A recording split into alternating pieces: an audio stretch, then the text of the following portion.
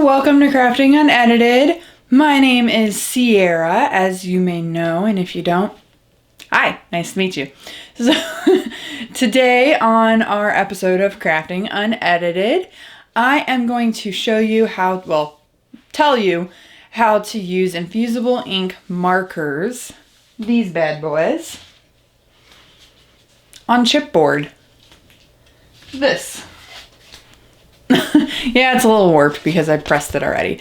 So I tried to do a tutorial video on this and show you exactly what I did. But I was a smart cookie and didn't have the microphone on. So it was just a lot of silence.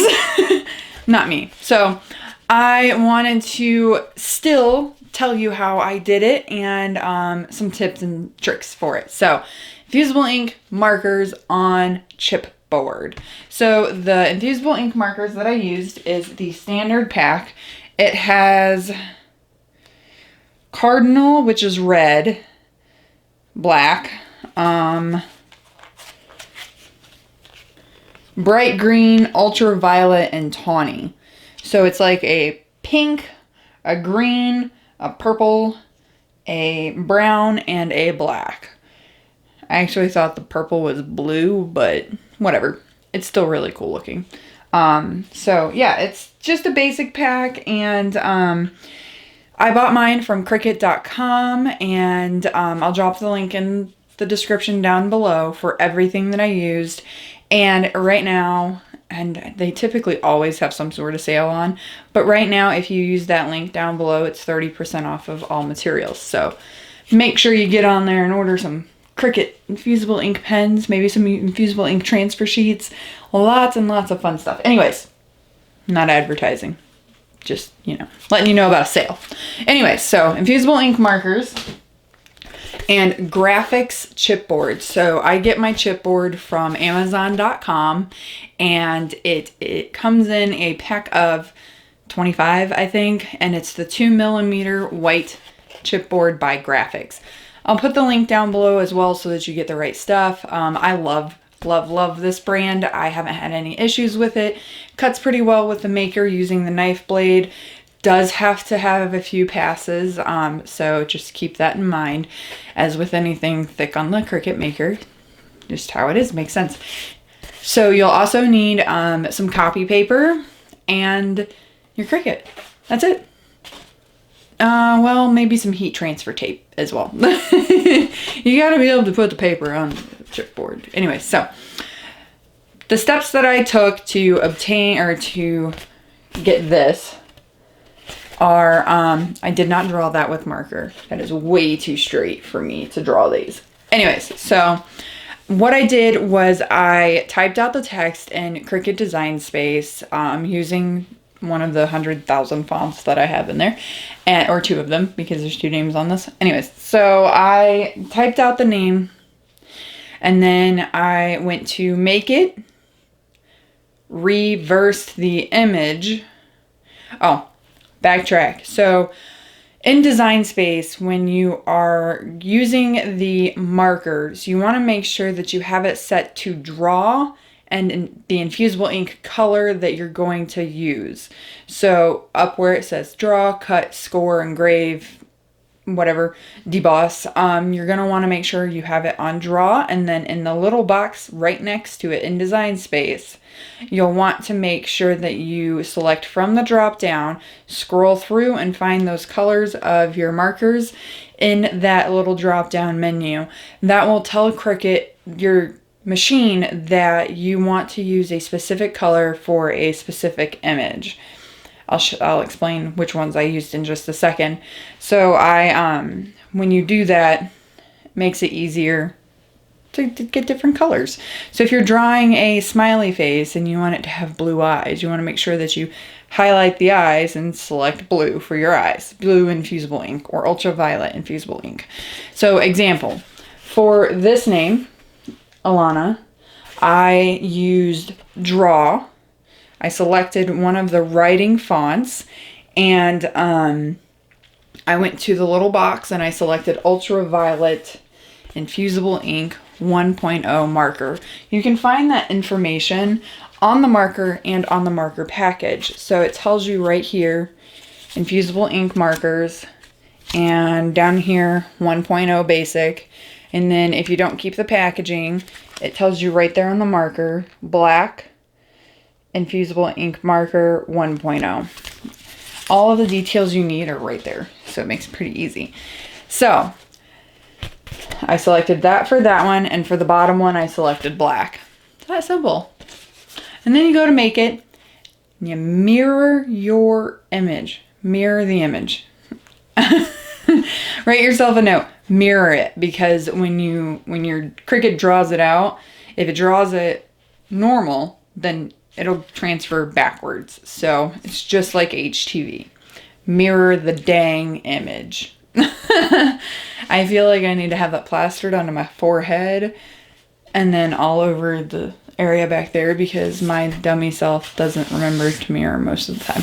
Anyways, moving on. So mirror the image, and then when you go to select your material, you're going to select copy paper.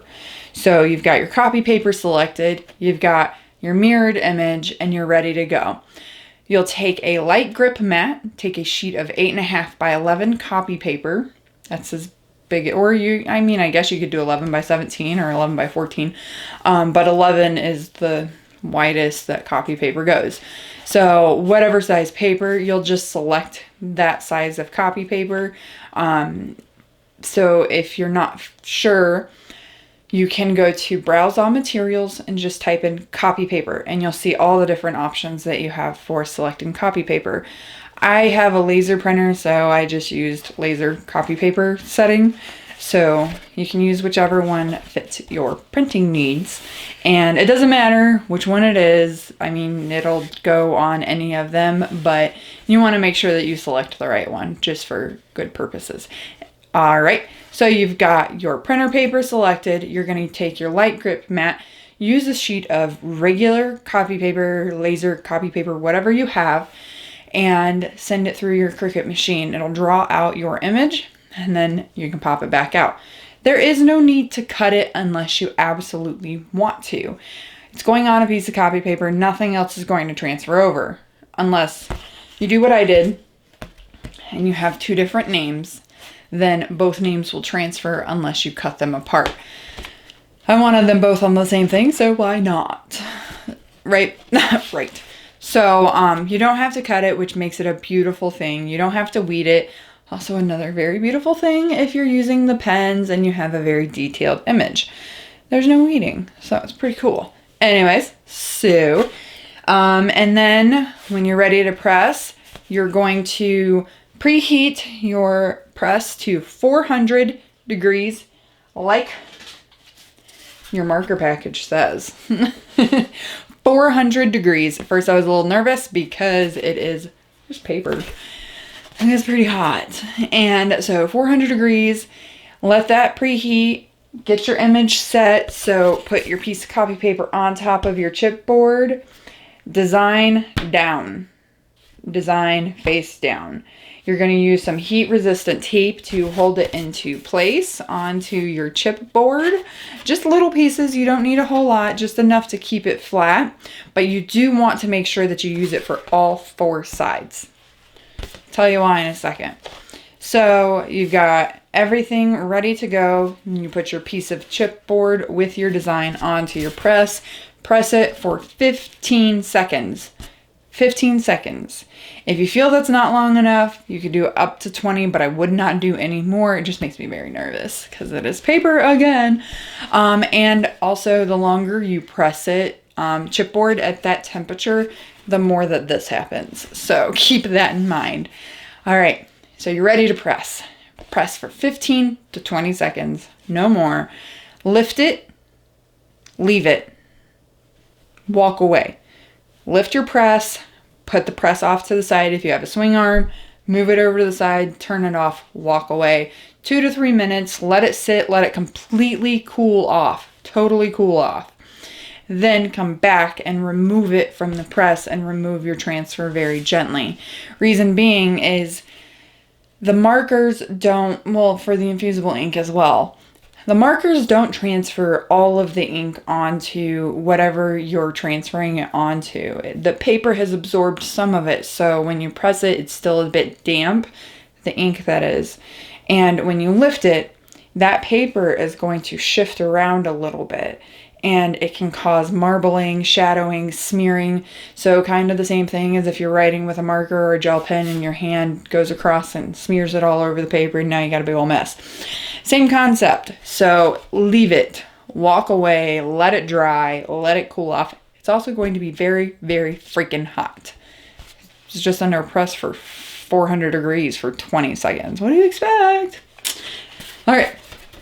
So walk away 2 to 3 minutes, come back, take it off, remove your decal, and you should have something similar or better than this. So you can see on mine how I got a little excited and I didn't walk away long enough. I didn't let it cool all the way. So I also did not have enough tape holding my paper down. So it did, when I lifted it, you know, the static just kind of pulled the paper off just a little bit, but you can see up here where I've got some marbling where it bled through.